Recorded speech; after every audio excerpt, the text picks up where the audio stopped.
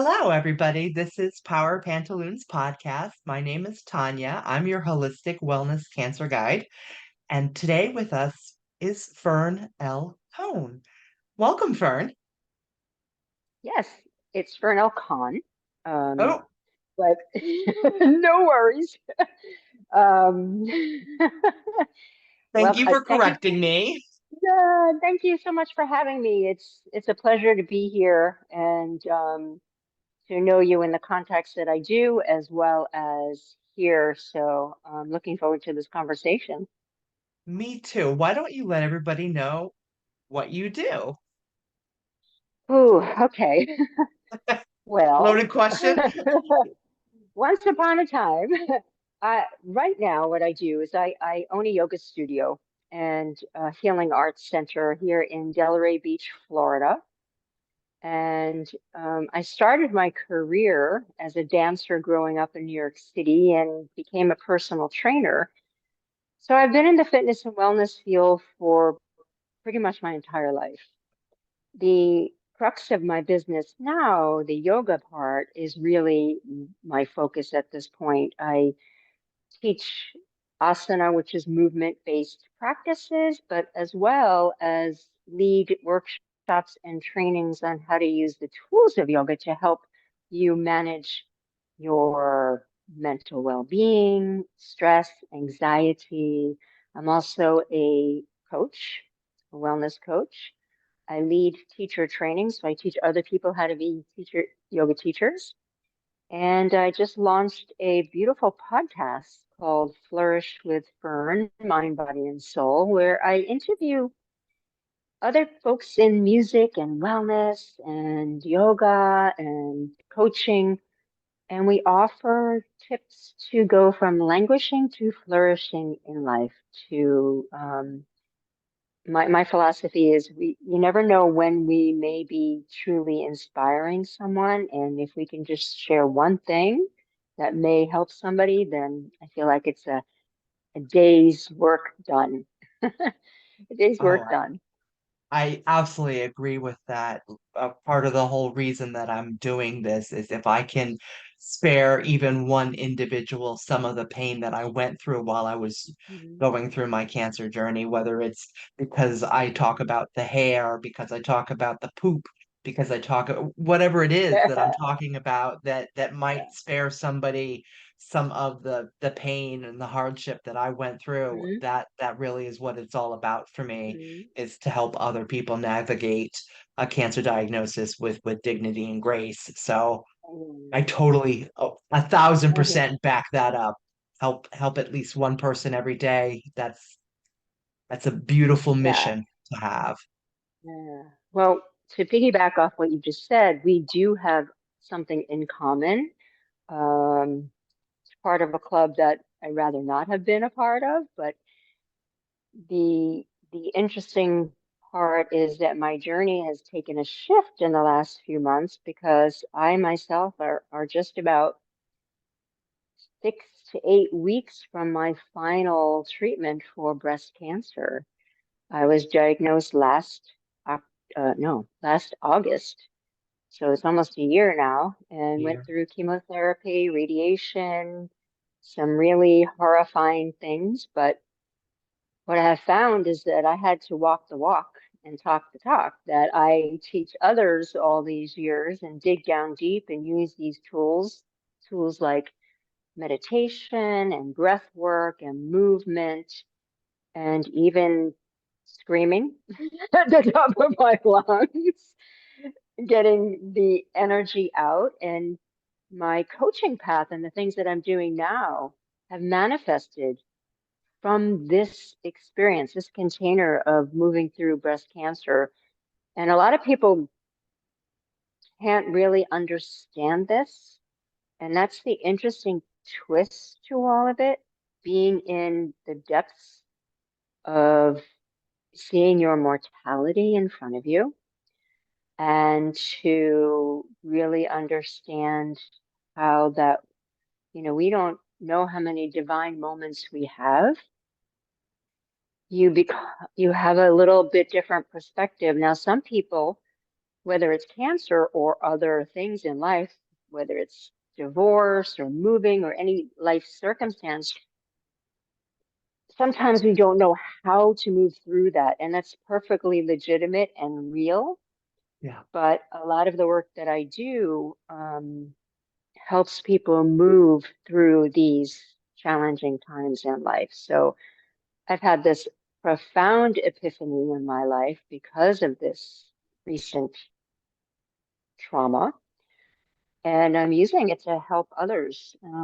That things that I have used, such as Yoga Nidra, which is a specific type of meditation or mindful practice, truly helped me. Doing deep breathing truly helped me. Moving my body truly helped me.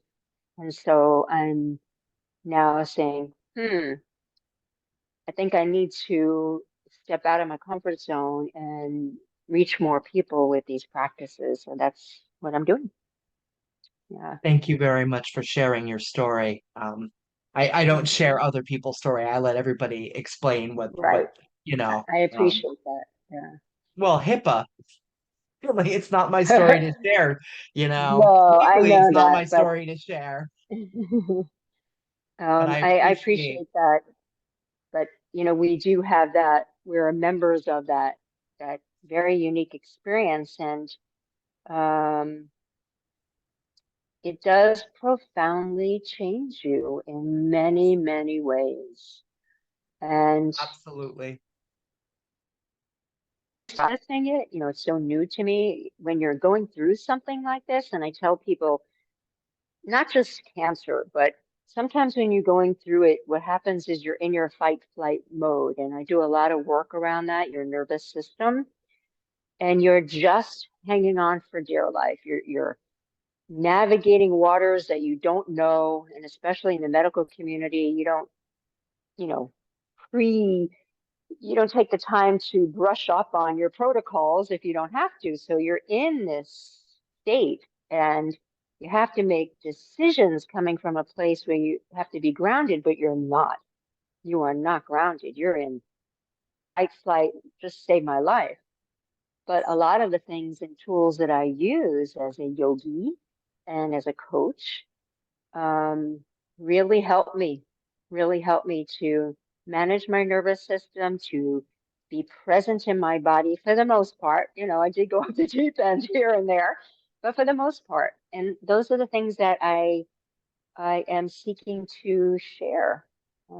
Hopefully they'll just help someone else. And as I said, it doesn't have to be a major life cancer diagnosis, but we go through divorce and moving and loss and grief and all of these big feelings, and sometimes we just don't know how to navigate that.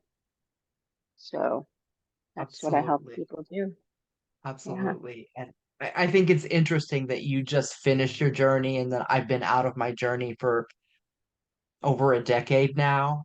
And Yeah. how even with that, a lot of similarities are there. And when Hmm. we've had conversations and we've discussed some of the Hmm. stuff, it's very interesting to me how that it just overlays everything. And as to what you were just speaking about being in it and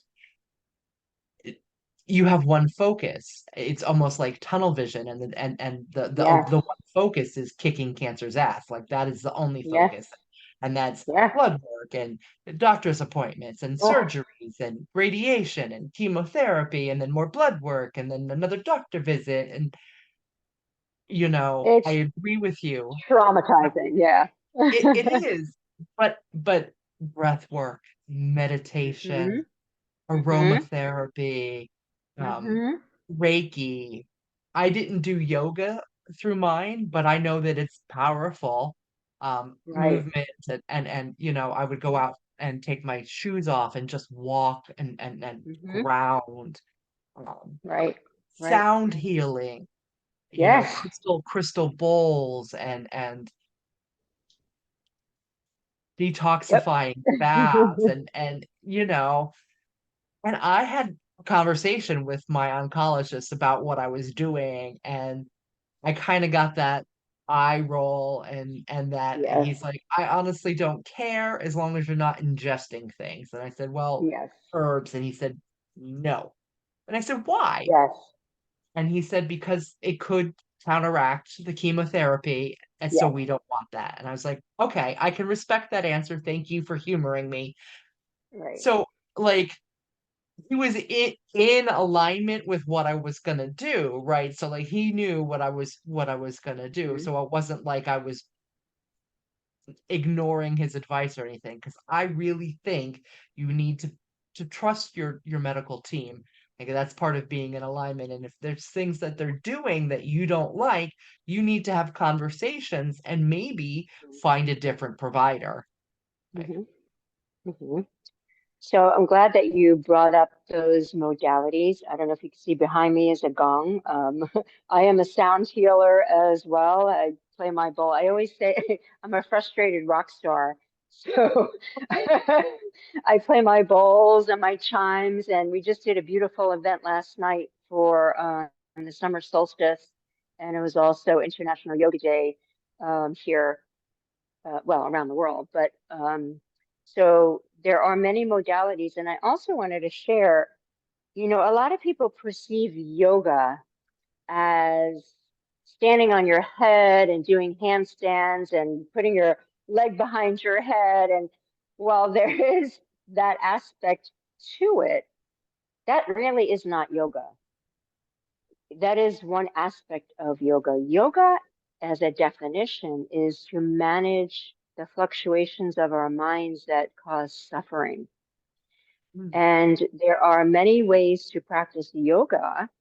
I do yin yoga, restorative yoga. You can even just sit and be in a meditative state, and that would be considered yoga. So I wanted to bring that up to our listeners and people hearing this that um, the perception of yoga is changing.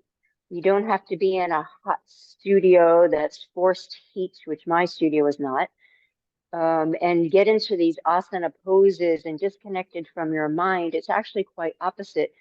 There's 8 limbs to yoga in the Yoga Sutras, which I won't get into here, but the poses are just one part of it. It's really a path to manage how we think, how the words we say to ourselves, to manage the mind. So it really is the basis of a lot of modern psychology, the yogic philosophy. It's okay. very interesting. It's very interesting. And a lot of the work I do is teach yoga philosophy so that people understand that these tools are here to help us get out of our own way, to come from a place of lacking to abundance, to stop. We wake up most days and have the same thoughts that we've had over the last 10, 15 years, Yeah. the same fears, the same doubts that we've had the last. We have this perpetuating dialogue, and we call those samskaras in our minds. So the yogis believe that there are ways to change your behavior with by monitoring your thoughts. You become the seer of the thoughts. I know this is going a little deep, but it's fascinating. And a It lot of the is. work that I do, what I do is through my coaching and my online programs, and even with my private teaching of yoga, is to really help people manage what's going on in their minds by maybe moving the body because we are energetic beings. But a lot of it is the mental aspect of the practice. And a lot of people don't realize that about yoga. It is a beautiful, these guys were brilliant. They could see how our minds would go, going down the path of suffering. Most of the things we think are not even true. They have been embedded in us from childhood or environment. I'll give you a for instance, which has nothing to do with any of this, but growing up, I was great in reading and spelling, but not so good in math, right? I just didn't get the concepts. So I took on the story that I was bad in math. Yep. And this perpetuated through my life until at some point I became a real estate broker, but that's a whole other story. And to do that, I had to pass this test with a lot of math. So I had to sit and really navigate these deeply held thoughts and views that were causing my own suffering. And all of us have this. And this is the essence of yoga, is to use our breath work, to use our little movement of the body. And it doesn't have to be this big grand thing. You don't have to be flexible to practice yoga, right? It's the opposite. You gain it. But moreover, it is, making choices. Each class will set an intention, and we learn that our thoughts become our reality. Like your show here is a manifestation of your desires and your thoughts, right? There's a little seed. You planted it, you watered it, and here we are, right? And that's Yes. the case with everything, moving past hard things like cancer. We can choose now not to negate the trauma. I still feel it. We will for a long time. But how can we go through life with more grace and understand that we are not our cancer? We are not that big thing. We Mm. are not that, yeah, we are not that event. We're more than that. So That, that's a lot of yeah, unpacking. it is. And I get, so you're the first individual that I've interviewed that has also navigated the cancer journey Hmm. and talking about we are not our cancer. Our cancer. That is so, like even 16 years later, right? That like Whew. that like still hits, right? Because it affected everything I thought about, did, and Hmm. it for a year straight. It that was the all-consuming thought. It was I get it. everything, I get it. from surgery to appointment to other appointment to this appointment to Hmm. this treatment to that treatment. And for me, it was about a year as well. What Hmm. when I went through mine.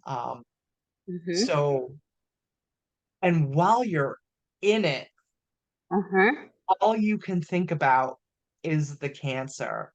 It is your every waking thought. I mean, you sleep a lot. I sleep about 20 hours a day, Mm-hmm. but when you're awake, it's here in your Hmm. face, and you cannot imagine a life after. Hmm. Like I couldn't envision that there would be Hmm. days that I don't even remember that I did Hmm. that, right? And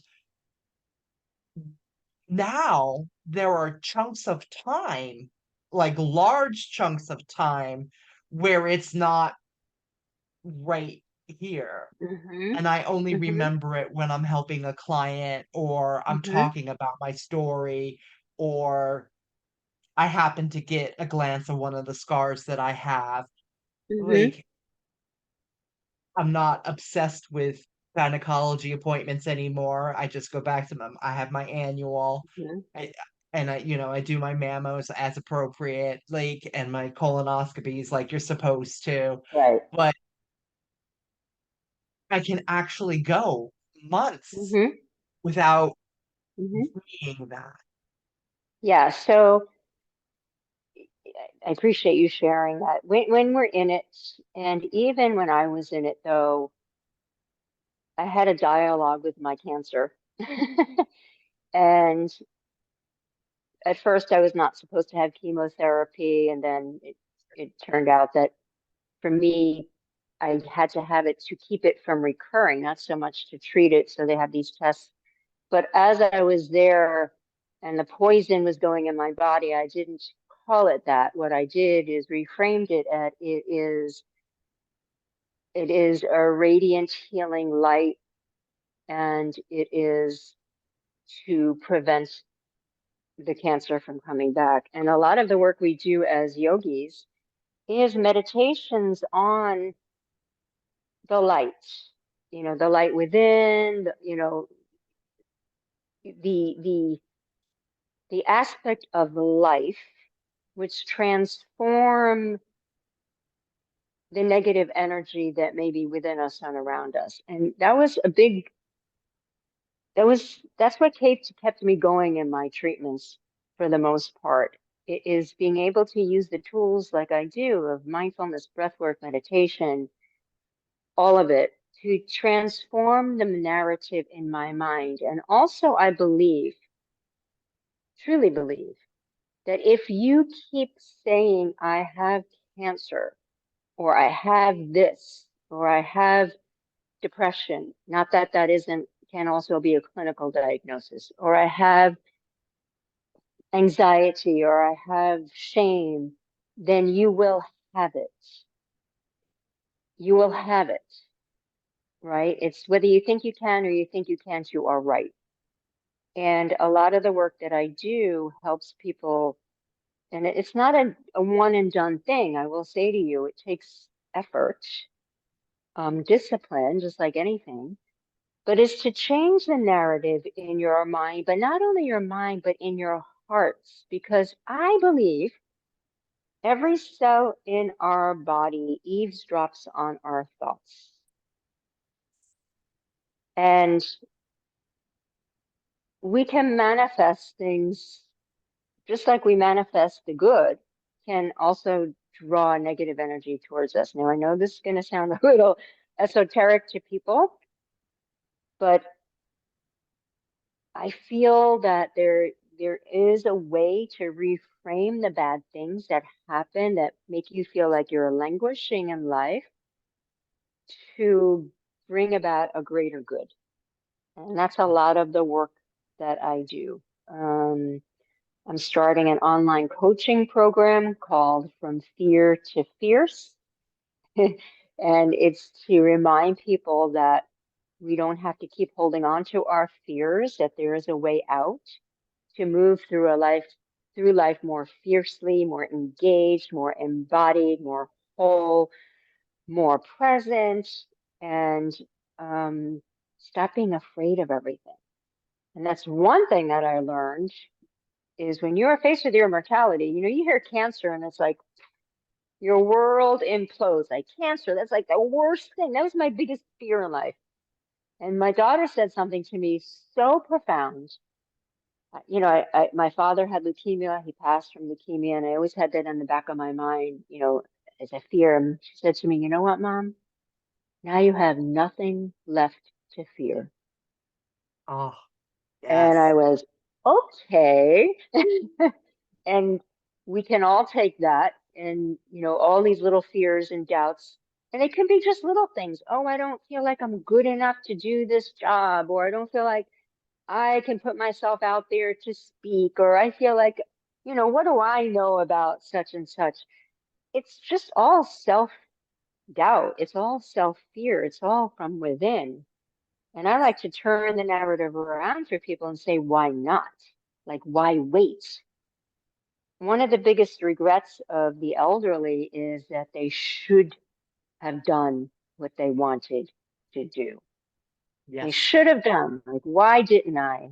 And so that's my life's mission right now is to help people do that. Yeah. One of the big transformational things for me after the diagnosis was the complete reframe of my mind and the very real gratitude that I have now for every day that I'm able to wake up. Whether the day is Hmm. utter garbage or not, it doesn't matter. That I Yep. have the ability to have that experience to be present and to live through it, whether it is pouring rain, which I like, sunsets, or just just a bad day because they happen. And Yeah. I love the from fear to fierce. I think that is a perfect name for that course that you have. I it just Yeah. I'm yes, excited yes, about it. Yeah, thank you. I'm excited about it and we'll see where it goes.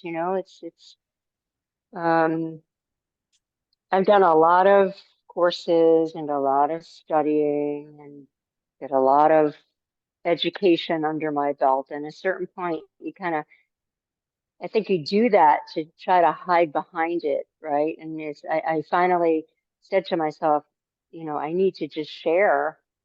And I do in my community, I lead a big community here in my yoga studio. We do beautiful events here. I lead teacher trainings, we do workshops, but I made a promise to myself in the last few months to try to reach a larger, um, to Audience. build my platform and build my audience a little bit. And that's one of the silver linings of, I think, the whole pandemic is the Zoom, because never would have thought to do that before.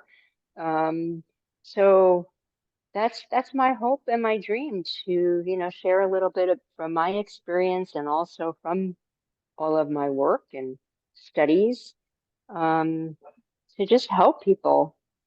And it's funny because, a lot of people do the work that we do. And that's another thing that a lot of us say, oh, there's always someone else doing it, or they're doing it already, but nobody does it like we do, or you do, or I do. And I think there's always a place for our voice. Yes. And so anyway, that's I, what I'm doing. yeah, I agree with that. I mean, not everybody relates to everybody, and Hmm. there are different gifts that you receive, and that there are different ways of teaching, Exactly. and Exactly. everybody has a different style on how they learn. Hmm.